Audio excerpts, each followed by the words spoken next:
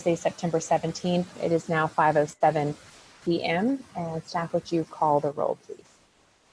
Mr. Castillo, Present. Ms. Balin, Ms. Giselle, Yes. Ms. Grayling, Yes. Mr. Sarnett, and Chairperson Klein. Present. Thank you We very have a much. quorum. We do. Thank you very much. I have not been made aware that there's anyone here for public comment. Am I correct? Right. So we have no one in place for public comment. So we'll move to item 4, the review and approval of the minutes. I will yield the floor to Sherry and Georgine, who I know have got some, have already compared notes a little bit on their edits. I've got them. It basically ended up being 4 misspellings of my last name and a couple, 3 other things. So it should be quick. First misspelling of my last name is in the minutes. So it's Graehling. That's it. Okay. So then, and so that's on page 1. Page 2, it occurs again in other business under the 3rd paragraph down in that vote on adaptive reuse award. It's misspelled again. And also in that same paragraph, Georgine Giselle is called George. So we can amend that as well. The other thing on that particular page was in the next one, discuss ceremony and awards, small 2, update on cost of signs, OHS and TON. I really think that if we're going to refer to that the first time, we need to refer to it spelled out. And then after that, you can refer to it anyway. But somebody looking at this years from now may not quite get that. So that would be the way to keep that uniform. Page 3, I am under new business A. My name is misspelled there. And again, also in the last paragraph under new business, another misspelling. The only other thing I had with the minutes is in under C of new business. In the 2nd paragraph, there's an odd statement there. I think we should start with in the where it says that there was. Okay, so I would propose that we amend that particular statement to read this way. There was continued discussion regarding whether the initial inspection would be the responsibility of contractors or property owners. Okay. Can you repeat where? What spot? Katie, your mic is off. Yes, it is under new business on page 3. So we are talking the 2nd paragraph of under C, where the paragraph starts out Chairperson Leah Klein. Well, in the 4th line of that, there starts to be a kind of a disconnected business where it says there was, and I would say that should be now there was continued discussion regarding whether the initial inspection would be the responsibility of contractors or property owners.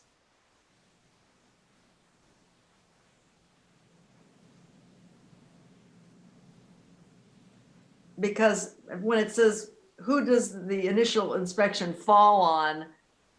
It's kind of a vernacular phrase that doesn't really make sense.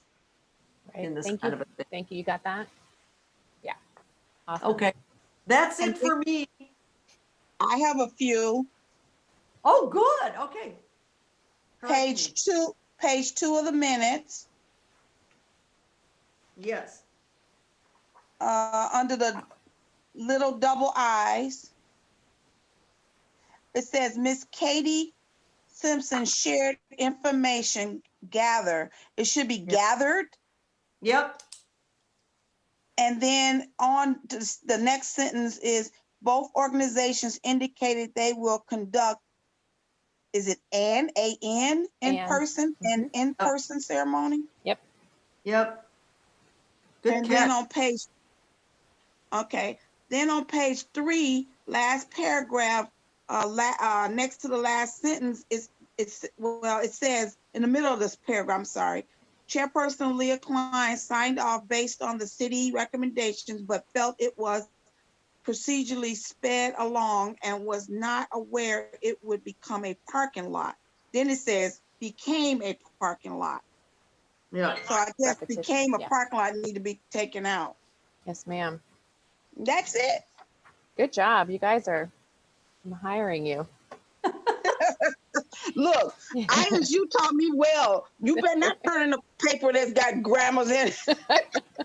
That's perfect. Anybody else have any changes, or would maybe someone motion to approve?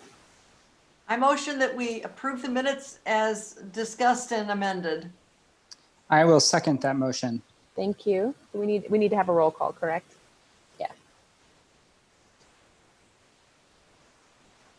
Mr. Castillo, Yes. Ms. Chazelle, Yes. Ms. Grayling, Yes. and Chairperson Klein. Yes. All right, thank you so much. So we'll move on to our regular agenda. Our first item is item BHP 2819, and that is the case having to do with the S4 designation for the former State Farm headquarters in downtown Bloomington. There has not been any further updates from the parties involved. So at this point, we will go ahead and table that for another month until we receive the requested information from the petitioners. Okay. Do we need to have a vote for that? Or can we just table it? Yeah, that's what. Do we have to have a motion? It might be best to have a motion to table it to the date certain. Okay, so the date certain would be Then I so move. The what? the October 15th. third Thursday in October, which is October the 15th. 15th. Yeah. Right. Okay, so if someone would like to make a motion to table this until October 15th, I would gladly accept. I make a motion. I'll make a motion to table. I don't have the number. I'm sorry. BHP 2819. Yeah, BHP 2819 till October. What did you say it was? 15th. 15th, 2020. Do we have a second? Oh, sorry. I will second that motion. Thank you. We'll have to have a roll call. Thank you very much. Mr. Castillo, Yes. Ms. Chazelle, Yes. Ms. Grayling, Yes. and Chairperson Klein. Yes. Thank you. All right, That will be tabled to October 15th. All right, thank you very much. So our next item for discussion is BHP 2020, consideration, review, and action on a petition submitted by Michelle Casey Bike for a certificate of appropriateness for a repair or replacement to the slate roof at 1107 East Jefferson Street, A.C. Cowles' home, Davis Jefferson Historic District, Queen Anne variant, 1885. Architect Warner H. Milner. So do we have the applicant present for us in the conference room? Hi, Oh, there's- Michelle. Thank you so much. We're first going to have a presentation by the city, and then we'll ask for comments from you. Okay? Yes. All right. If you go ahead, Katie. If you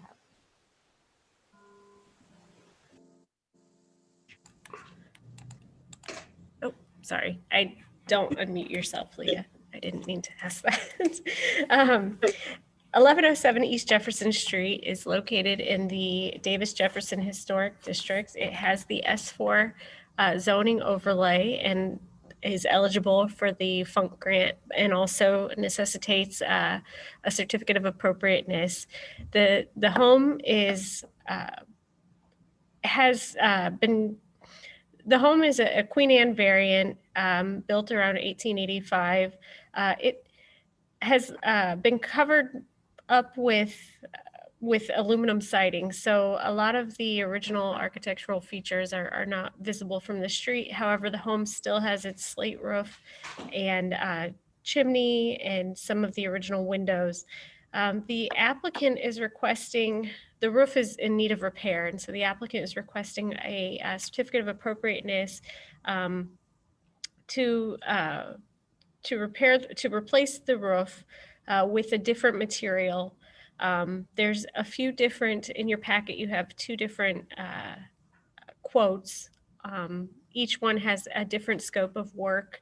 And then I believe there may also be a change to the scope of work that the applicant can speak to for this project. But let me kind of walk you through the two quotes. The first one is from TJ Roofing, and it is to remove the slate and replace the roof with asphalt shingles. They would also be, putting in, flashing around the chimney and drip edge, and ice and water shield to go along with the roof. But the second quote is for a similarly to remove the slate roof and repair the underlayment, but then also instead of asphalt shingles, it would be a laminate fake shake style shingle with lifetime manufactured warranty. Both materials are considered appropriate based by our architectural review guidelines. So both materials are considered an appropriate replacement for slate. But the way the guidelines are worded, the laminate fake shake shingles would be kind of the first preference. And then if that's not feasible, then asphalt could also be an appropriate material. So in regards to removing the slate, ideally, if the slate could be preserved, staff would support that. But based on our architectural review guidelines, the other materials proposed are both appropriate. So staff is supporting the certificate of appropriateness. The applicant is also requesting a grant and that would be through the FUNK grant. And the FUNK grant has certain eligibility guidelines for roofs. So in this case, if repairing the roof would be using a historically accurate material or a material that will extend the life of the structure and mimic a historically accurate material, then the grant could be used to pay for that. So staff would be recommending in regards to the grant in favor of the second proposal for the laminate fake shake shingle. Looking at the architectural review guidelines as well as the Secretary of the Interior standards for rehabilitation, staff found that the proposed roofing material, regardless of whichever one is chosen, and if funding is awarded, should try as best as possible to mimic the slate roof in size, color, texture, and the flashing should also kind of mimic the existing metal flashing. This project does not involve any change to the shape or the massing or the slopes of the roof, so we have no concerns there, but just kind of making sure that the new material is sensitive to what was there originally, especially because a lot of the other features of the home have been removed or covered up. So in summary, we're recommending in favor of the certificate of appropriateness, and we will defer to the commission as to which material the commission would approve, but per the architectural review guidelines, both asphalt shingles and the laminate shingles would be appropriate. And then in regards to the FUNK grant, the second bid for the laminate material would be in line with our guidelines. And then I believe Ms. Casey Bike can provide information, but I believe there may be a third option for funding for this project that she's looking into. So that might change the scope of work a little bit, and we'll let her address that. But based on what we've been given, that's the staff recommendation. Okay, thank you very much. Ms. Bike, would you Sorry, I have myself muted when she's speaking in the same room. So Ms. Pike, would you like to introduce yourself? Please introduce yourself with your name and your address, and then address the petition. Yes, I'm Michelle Casey Vike, and I've lived there for over 40 years. And I would like to say that my first option was a slate roof, but I don't know if you are familiar with Aline Gregory that had the bed and breakfast on Davis and Jefferson, but she went through Renaissance Roofing and spent a great deal of money. And I don't know that she was completely satisfied with their work. Now you can look over the records and see what exactly went on there. But it was very heartbreaking when she decided that she had to leave the house.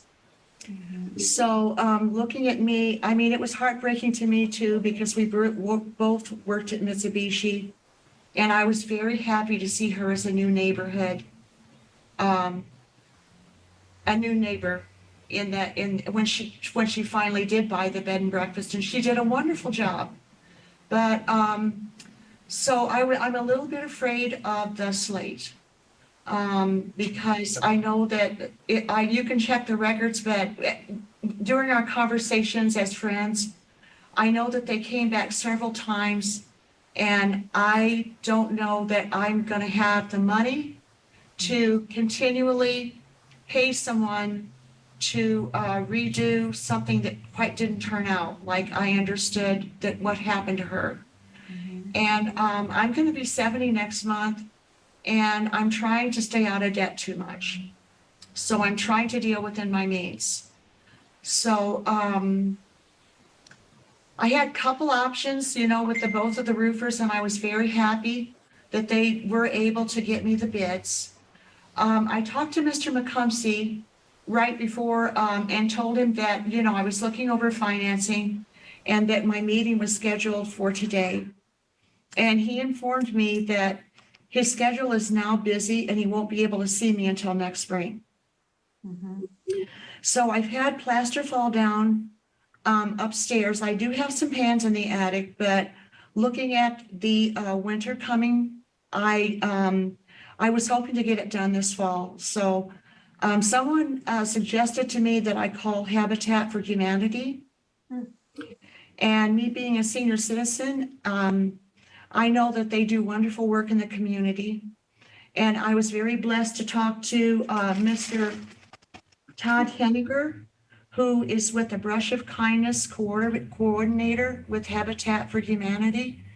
And he's currently looking over my paperwork to see, I just have to get my income tax from last year to see if I qualify.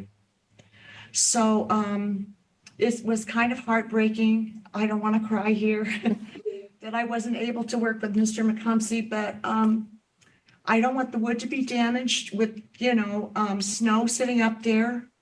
And I don't know, I had this popcorn stuff in the house, and it just kind of fell all of a sudden. It was just so scary. I didn't even know there was a leak in the attic. And it was scary, all of a sudden I just heard this big bang. And so it's kind of urgent, I want to take care of the house. Apparently the moisture had built up, and I was even unaware of it. I live in the house by myself. It's a big house, and I really love it. But I feel it's kind of urgent that I take care of the wood up there, and get it done as soon as possible. So I'm just kind of asking your expertise on what I should do. I mean, can I, if I get approved with the Habitat for Humanity, because Mr. Henniger said that he could start at October 31st or November 1st if my financial things are agreeable. And if not, well, then I'll be forced to wait through the winter time for Mr. McCumsey or or the Wolf Roofing. Thank So you. I just appreciate your expertise, and I thank you so much for your time today. And I'm just kind of asking your expertise on what I should do. Now, I didn't accept the grant that was available with the Habitat for Humanity because I didn't want to have any crosses in me accepting a grant from them and also accepting a grant from you. I don't want to, break any laws or make any mistakes because I was one of the first members in my neighborhood to be with the Historical Society, and I'm just very grateful about all that you've done. I hope that you'll be able to do something maybe in the near future when the economy gets back on with the brick streets. There are some troubles down on the 800 block. My son got a concussion riding his bike to the Constitution Trail. They did have like a thing over there. There's a big dip. It looks like something kind of collapsed. And so, I mean, that's just a suggestion, but I appreciate all you do. That's just a suggestion that I hope in the near future we can do together. Thank you so much. May I ask a question? We're going to, kind of talk amongst ourselves and ask you, but so if you work with Habitat for Humanity, would they be able to use the imitation slate material? I talked to Mr. Todd and he said that he would be willing to work with you. I also gave him the guidelines and I really loved Mr. McComsey's, the way he detailed everything. And he did say that he would be willing to work with you to make sure that the guidelines were acceptable with you. Okay. And then I'm going to be willing to pay whatever they need up front to get the project started. Right. So I think it was pretty clear in Ms. Simpson's presentation that there are essentially two different questions in front of us. One is the appropriateness, right? Giving permission for the work to happen. And the second is, of course, the grant monies. And in this case, as often is the case, there is a interlocking situation, right? That we have to ensure that what we approve will also allow you to receive grant monies, right? So the Funk grant, which is set aside to assist homeowners with their houses, has a specific kind of rule about asphalt shingles that they are not fundable. So that puts a particular tent on our conversation, is that asphalt roofing is not fundable under the grant's guidelines. Okay, so what is it that you would like for me to use? So that's something for the commission. I think I don't want to sort of tell you, just me, but I think if we're going to be able to fund it, it needs to not be asphalt shingles, is what I'm saying. And so you have presented to us essentially one other option, and that's a good option. I've read some very good things about these imitation slate roofs, that they are very durable, and you can see from the cost that they're expensive because they are pretty good. I don't want to dominate the conversation. The other members have. I appreciate your expertise. Yeah. So would that be Mr. McComsey's shake? Which is the imitation. Yes. Okay, exactly. so that's what he used. I mean, I don't even know what's what here. So that's why I just. So the difference is that the imitation, so what he was projecting to use for you is recreates the same visual pattern on the roof that you have now with the slate, right? So it's removing the slate, but it's replacing it with something that is a synthetic alternative that appears like the slate. Okay. Right. So from the perspective of the a laminate slate. Yes, ma'am. Yes, ma'am. I got you. So so I'm from the South, I say that. So I think, so in terms of the appearance, right, the synthetic slate is going to satisfy both the concerns of the historic preservation, but also the grant, right, which is important. So let me yield, if I can, to the other members who have questions. Okay. Well, I have a question. This is Georgine. Okay, so since you already stipulated to her what will be covered under the grant, my question is, if Mr. McComsey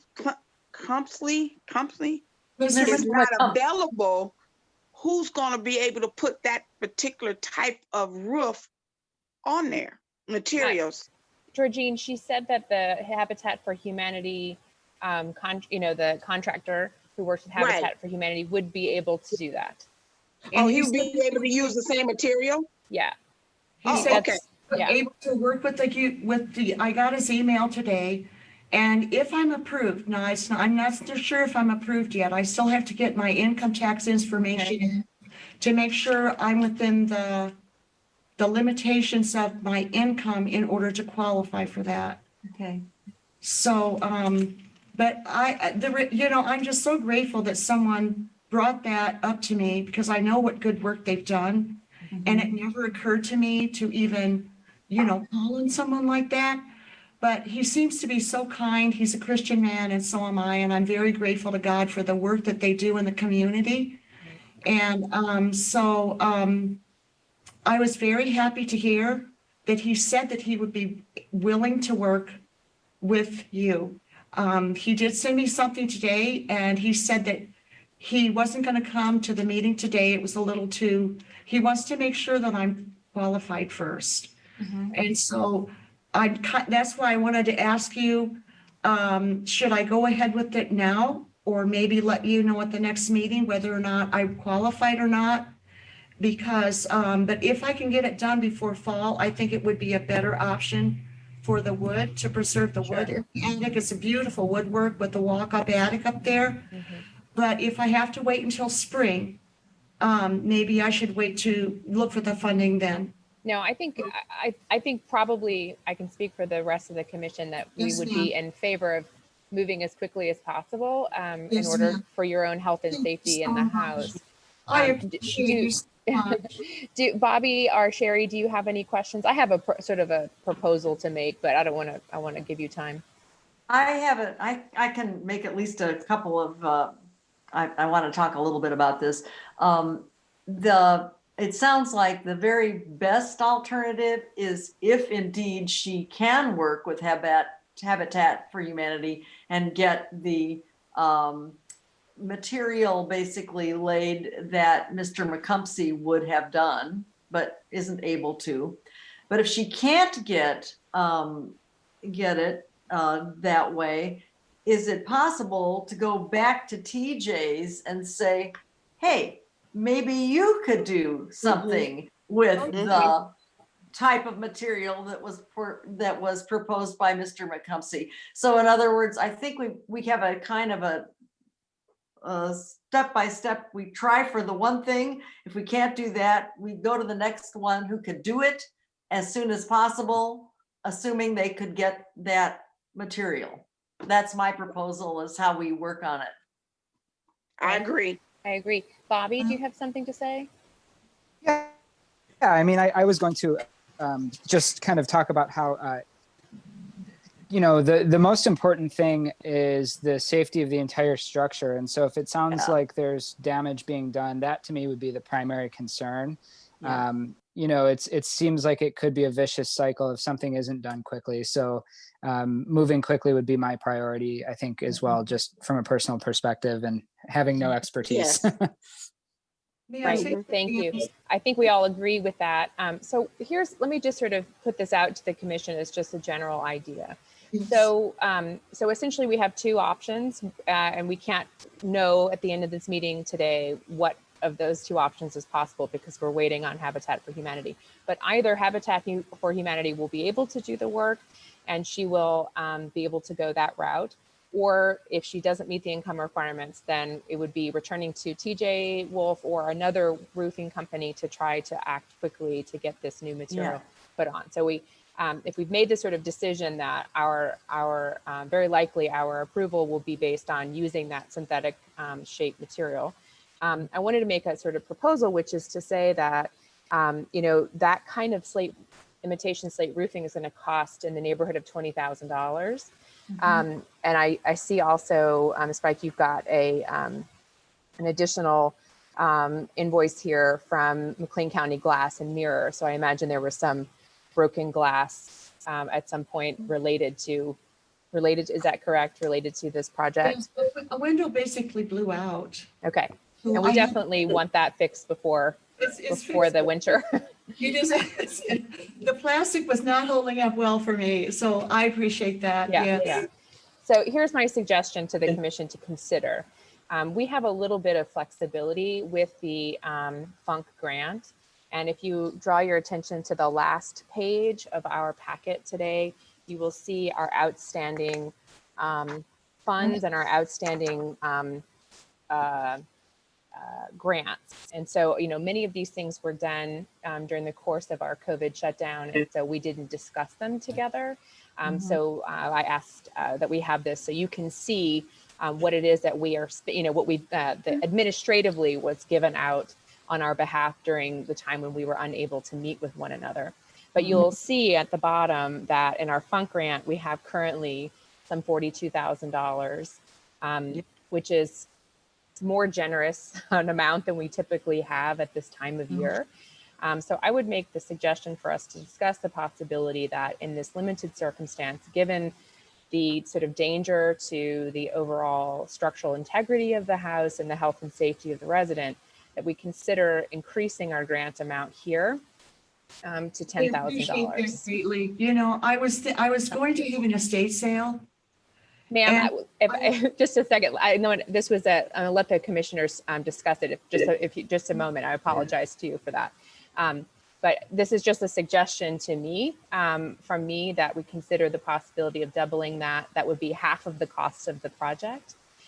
So it's still a significant financial outlay, but this is just a suggestion to the commission. So for the other commissioners to talk about, if you have thoughts on that. That sounds like a reasonable thing. Yeah. I agree as well. And Bobby's daughter also agrees. Yeah, you can hear her. Who that was. She's voting on your behalf. There you go. Yeah. So I would say that, this structure in particular is 1831. That's the correct date. Yeah. Yeah, that's very old, I would say, for our community, at least in my experience. And so, I'm not sure, as a new member, what our ability is, like you said, to double the fund, to double the grant, the fund amount. But I would say that, in a deserving case like this, in the core of our community and in such an old structure would be a good use of the extra funds, especially given that we do have more, like you said, than we typically do at this time of the year. So right. I am in support of that. So I might suggest that we make a sort of motion, as we sometimes do, and I'm sure George will pipe up here and tell me exactly how to do that, but to say that we can make a motion to kind of provisionally approve based on staff review, right? That we can, well, first of all, we're going to have to do two approvals, right? First for the certificate of appropriateness, and then one for the grant. But we would have to sort of do a provisional acceptance that we accept the proposed work essentially by Macumsey, even if it's not that particular contractor, right? But the proposed scope of work as laid out by Macumsey as the Macumsey, excuse me, and then have staff simply review whether that comes from Wolf or whether it comes from the Habitat for Humanity, that it matches what it is.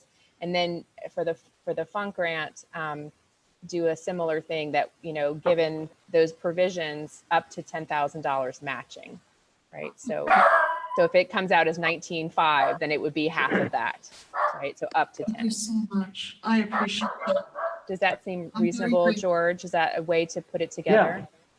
I think it's a great idea. You can do the first one and maybe in one motion have it where the findings of fact of staff are adopted, that the standards are met for the certificate of appropriateness and that it should be approved, kind of a compound motion on that first one. Okay. Accepting the findings of fact and approving the certificate. And then the second motion being approval of up to $10,000 contingent on maybe the cost of the project and compliance with the certificate. Okay, did anybody of you follow that long enough to make the motion?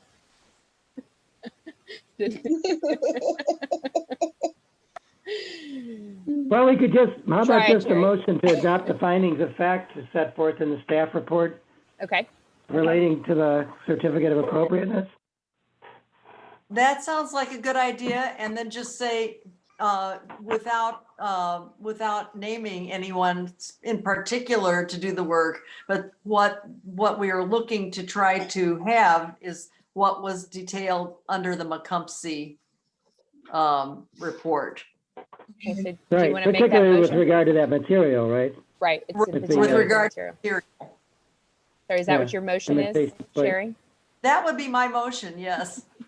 I second. Did you get that? Kate? It was enough of a jumble. Sorry. So, okay, so we have to do a roll call vote on that. This is over the Certificate of Appropriateness BHP 2020.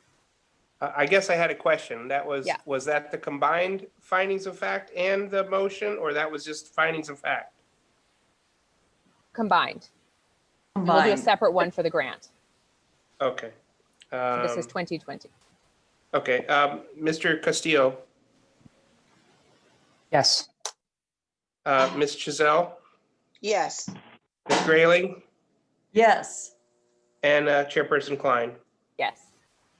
Okay, so now we need to do a motion on BHP 2120 having to do with the Funk grant and its extension dependent on the meeting of the requirements of the Certificate of Appropriateness.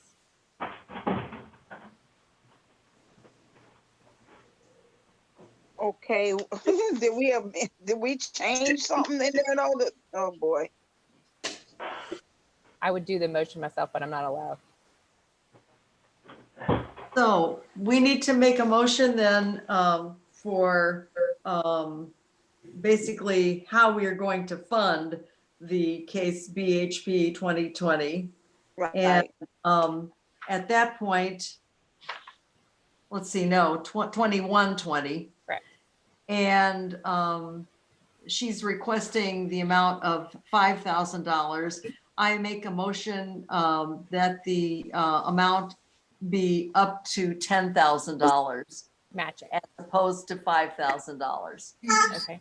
Second. Contingent on the successful completion of the Certificate of Appropriateness, Right. because that's still pending. Based on the fact that we will be making use of the materials that we have specified in the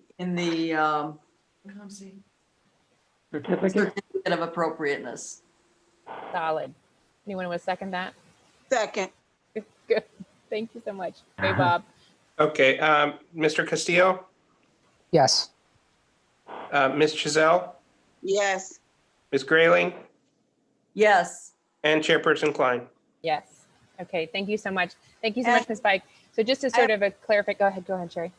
I want to have one more thing that I need to say about this project. I really would encourage Ms. Bike to allow the Old House Society architectural salvage people to come in and cull through the slate prior taking it to the landfill, because slate is a hard thing to come by, and I'm sure there are plenty of pieces that would be usable, even though there may be problems in the roof, and obviously it's not good to follow that because it's problematic for the roof in general. But there are a lot of places who want to try to get replacement slate just to use on a little area of their house, and the slate is so hard to find. I'd love to see that be reused. Well, So, that was my first, I've always wanted to put the slate roof on. yep, Like I said, it was very heartbreaking seeing what happened to my friend yes, with the Renaissance roofing. It broke my heart and it broke hers because we're both older women. We're both single women and we worked very hard for our money. And it was very hard, but I think she ended up giving up the house because mhm, we couldn't get completely done time and time and time again. And they only guaranteed their work, I think, it sounded like the work really wasn't guaranteed. right, Well, hopefully if you are able, and we hope that you will kind of pay it forward in a sense and and make sure that the Old House Society contact the Old House Society when it comes time for the work to happen. And they will come and collect Yes. any of the usable slate and Yes. haul that away so that someone else might have that. I'm very aware of the over on Douglas Street, that place. I go there perfect. all the time. That's It's it. Perfect.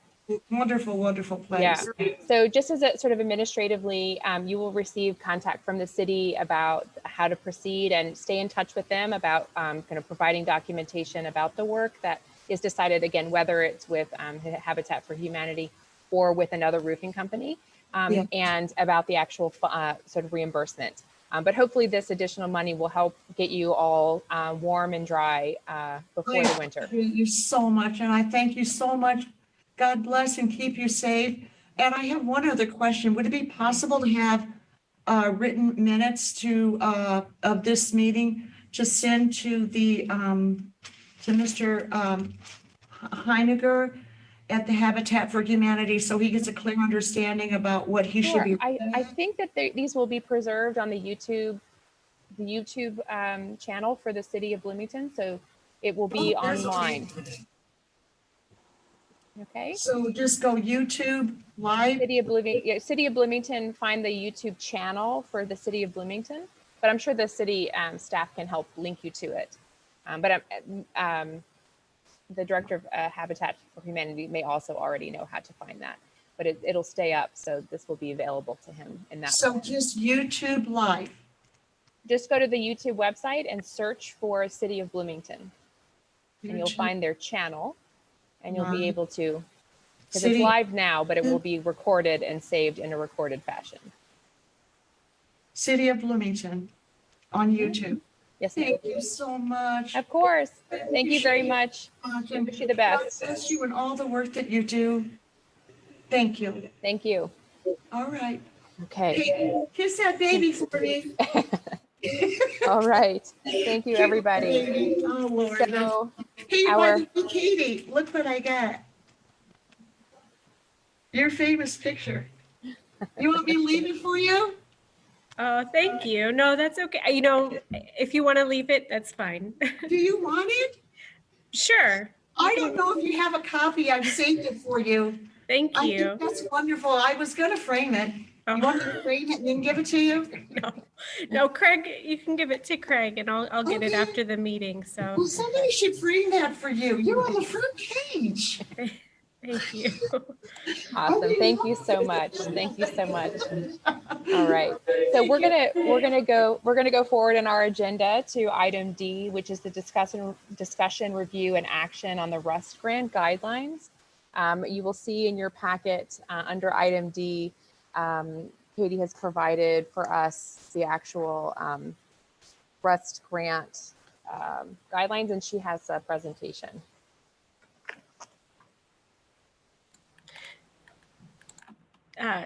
Thank you, Leah. Just a quick presentation, quick summary. Basically, this has come up in our past meetings, kind of discussion about the Rust Grant. And at the last meeting in particular, there was some discussion about wanting to look at whether or not we can amend the guidelines to address what happens during the actual project, and if new resources are uncovered or if a new period of significance is uncovered as the project is occurring. And so I put this on the agenda, not necessarily hoping that we would arrive at a revision tonight, but just to kind of get it on the commission's radar and see if maybe we want to have continued discussion about, you know, the Rust Grant and how we can tweak the guidelines to meet the needs of the commission, and then also kind of looking at other potential uses for the grant that can enhance the downtown area.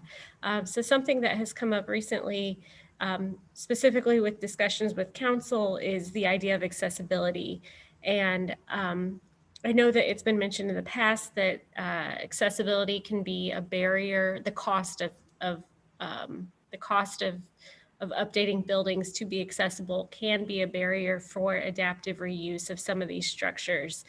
So we've had property owners mention things like installing elevators or installing ramps or handrails, secondary entrances, things like that, that make the building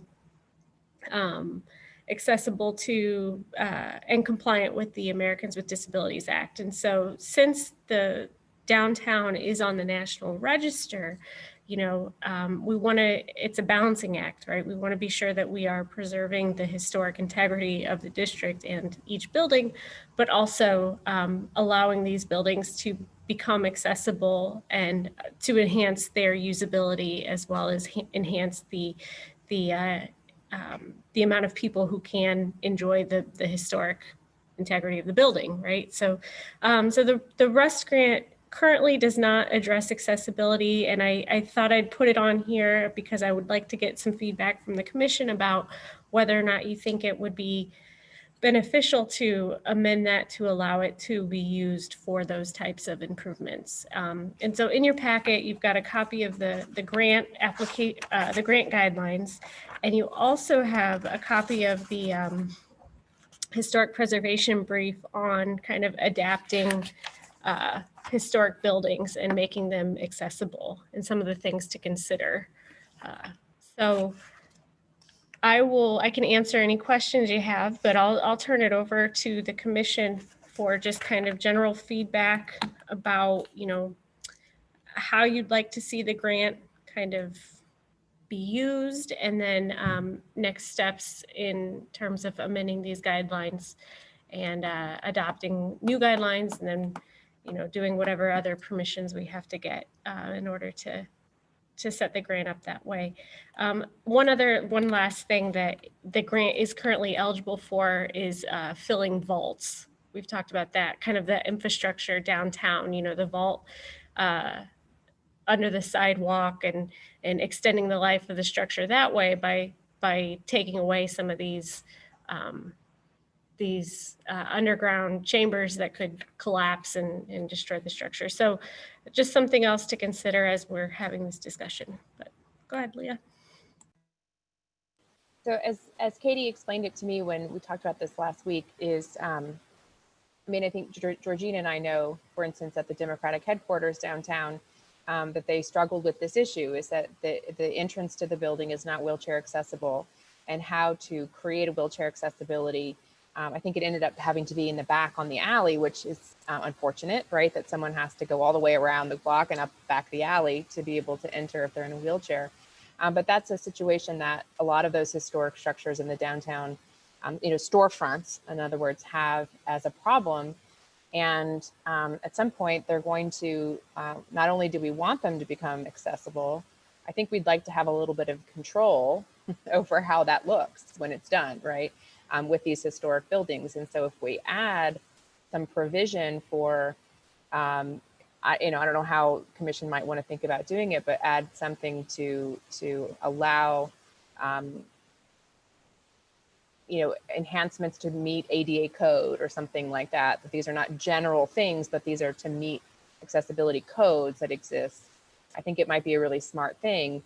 Because again, those of you who've been on the commission for a while know that sometimes we use up all of our Rust money, and sometimes we don't. And we currently have close to $70,000. And you know, we could work alongside of city staff to encourage the downtown business owners to take this initiative, right? Not to just make it possible, but to actually do a program to encourage these historic structures to be to figure out ways to make their buildings wheelchair accessible. And provide some funding to help them to do that, right? So that's essentially how she proposed it to me, is that, I know it makes sense to me to at least to put it in as a possibility, so that we can have some control over what it looks like when these businesses do open. And we also, you know, if a business can't open in Bloomington downtown because it's not accessible, we're endangering the lives of the buildings. Right, we're not allowing them to be used, and so that's also an important consideration. So I don't know if anyone's got other comments. And the issue, we'll deal with a separate issue about follow through and just a separate discussion, I guess. Georgine, you're on mute, please. I think this is a wonderful idea. You muted yourself again. sorry about that. I believe a lot of business owners will jump at this opportunity once it's publicized. I think this is a long time coming. No. Sherry? As do I, Georgine. I agree with you totally. Yeah. If we want to preserve our downtown, we've got to make it so that people can buy these buildings, move businesses into these buildings. If we don't, they're gonna go make a building somewhere else and there it won't be in the downtown and the taxes won't go to where it needs to go, and yeah. Exactly. And when Leah brought up the Democratic office, people were outraged that they could not make that front entrance accessible. They were outraged. It became a big controversy. So, yeah. Yeah, this And would I be a would, really s- big thing for us to use this extra money, especially on a year where we've got it. And then once we've slid that in there, people can expect that maybe we can do more of that. So we might actually even get more money given to us to do it with that. That'd be good. Good I point. agree. I think it's a very appealing prospect. And I think that it's really about leveling the field, kind of as you mentioned, that, you don't want it to be so much easier for them to go somewhere else other than downtown. And so just kind of removing those obstacles to businesses that want to be accessible, but also want to preserve, the amazing structure of downtown and the history and character there. So yeah, I would be very much in support of this as well. Awesome. So maybe the thing to do, Katie, is to maybe if city staff could possibly come back to the next meeting with a proposal of language to add. Yes. Pardon? Okay. Katie, you're I think- muted. Thanks, Yep. Bob. Yeah. I was just telling Leah, we're a little short-staffed right now, and we'd love to be able to help you with some specific language, but I just it's kind of a tight turnaround in terms of with just giving our capacity at the moment. But I think another thing that we would need direction from the commission on is, do you want this to include accessible accommodations inside the building as well, or is this specifically to the exterior? If you actually look at the guidelines of the grant, it excludes interior in all Yeah. sorts of ways, right? Both our Right. Rust and our Fund grants Yeah. Right. exclude interior. So my impulse is to say to make it exclusive to the exterior. Right. Right.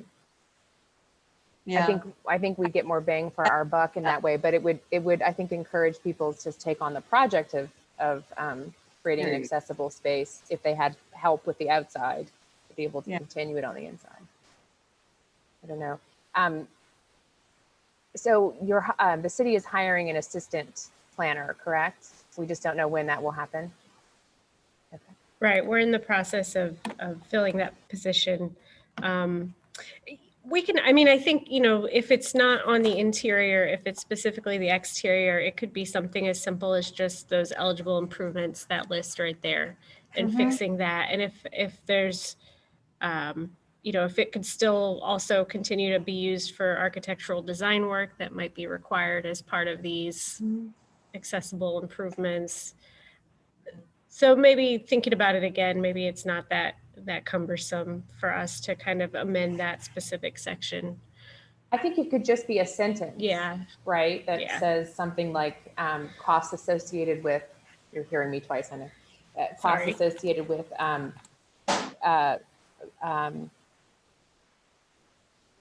renovation for the purposes of ADA compliance. Something like that, somewhere along those lines. And then of course, it's going to be up to us, up to the commission every single time what we accept and what we don't accept, right?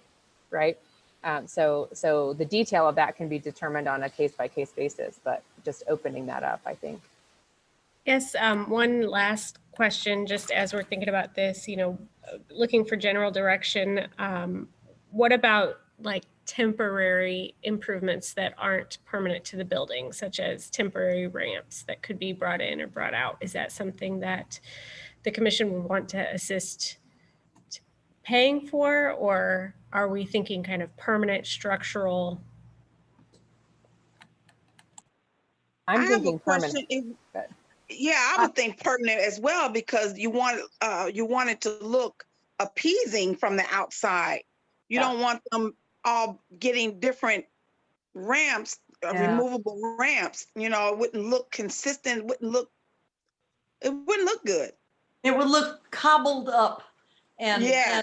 it might totally ruin the look of a historic building, and it kind of would be like having a garbage piece in your middle of your front door or whatever, which I don't think we want to get there. So I'd rather put the money towards something that's permanent and has been placed with an idea to some stylistic integrity with the building. I guess, I'm sorry, I wasn't very clear. What I was thinking is some places will use ramps that can be brought in and out of the building. So when you have somebody coming to visit who needs an accommodation, they have certain ramps that you can bring out to the sidewalk that the person could use, and then you can take it away so you're not specifically altering the structure. Okay. If the doors are wide enough and things like that. So that is what I meant by like Okay. temporary, it's kind of a tool but that's not fixed to the building.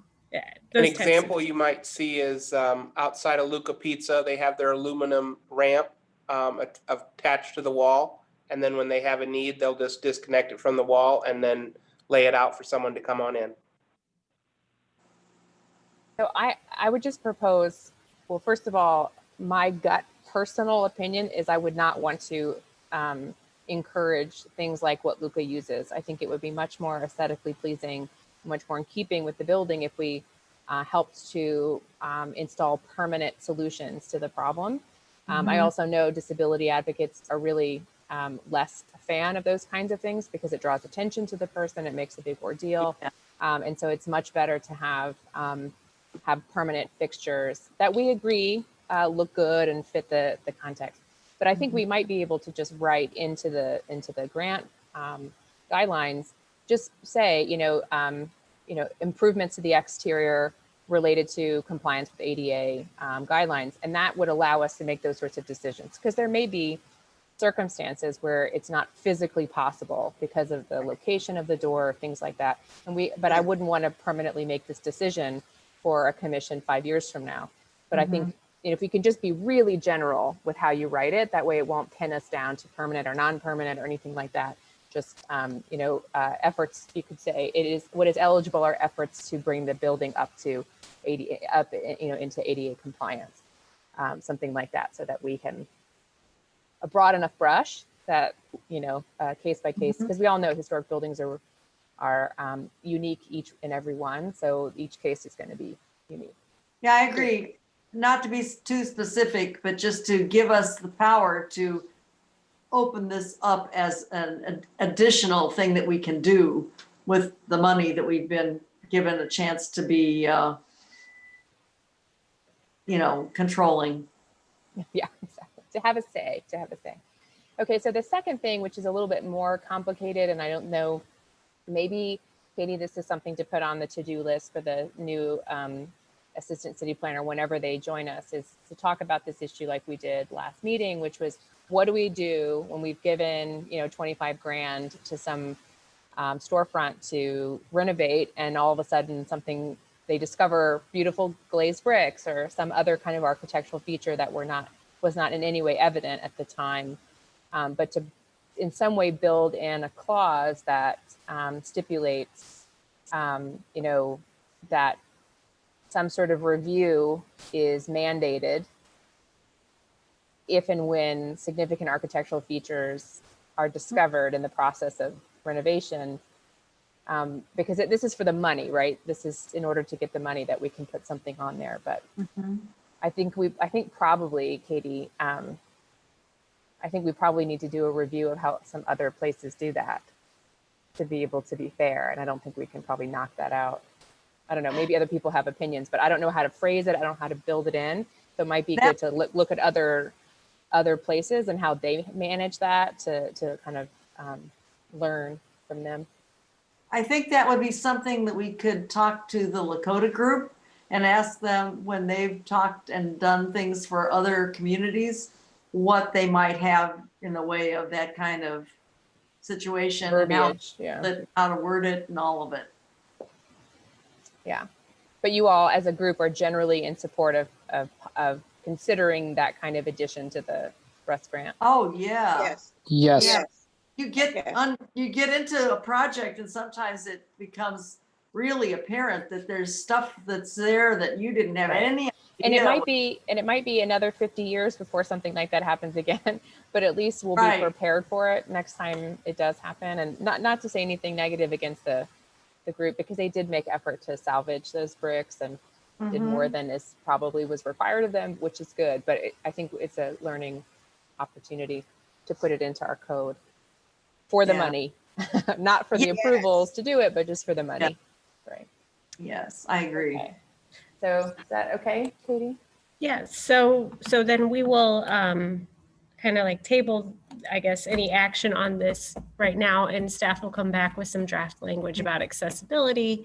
And then in the future, we'll come back with our process, I guess, in looking at kind of best practices.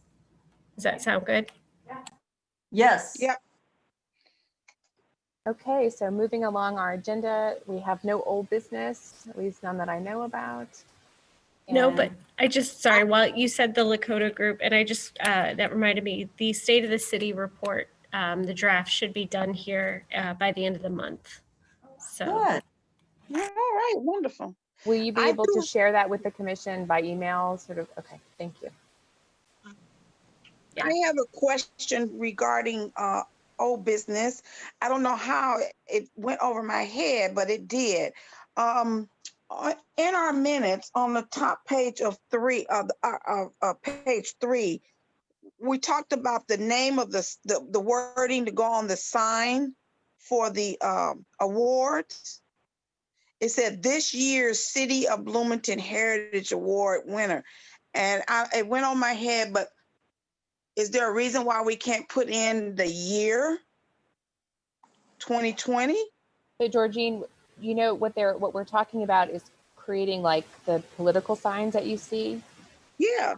So you would only be able to print like 4 of those with the actual year on it. So if we did something more general, we could print like 50 of them and save money that way. It just seems so generic, because then if they keep in those signs, what year was it that they did it? You know what I'm saying?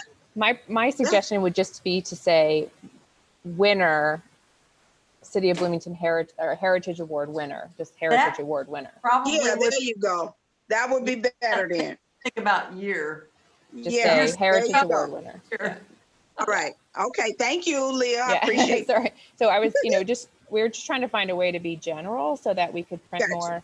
And I actually, I went to the Dimmitz Grove Neighborhood Association meeting last meeting and told them all that they won the Preservationist of the Year award as a group. Oh, wonderful. And they have all sorts of ideas about how they want to put that up. And none of them really involve yard signs. So, who knows? But I think it's a good idea. This sprang from, of course, the idea that people want to advertise that they've won in this award and stuff. I think right now it seems a little weird because people have so many yard signs in their yards because of the elections that it doesn't seem like this would stand out. But in a normal year, it would stand out, right, in someone's yard. Yes. So it's something I think to think about. And I'll talk to you, Katie, later about a proposal for how to get it done.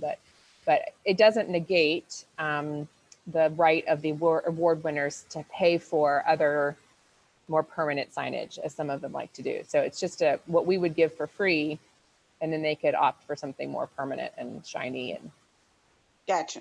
All Yeah. right. okay, thank you for that, Georgine. So the new business was the Rust and Funk grant update. This is just what Katie provided for us, financial update, so everyone can see where we are financially on the road.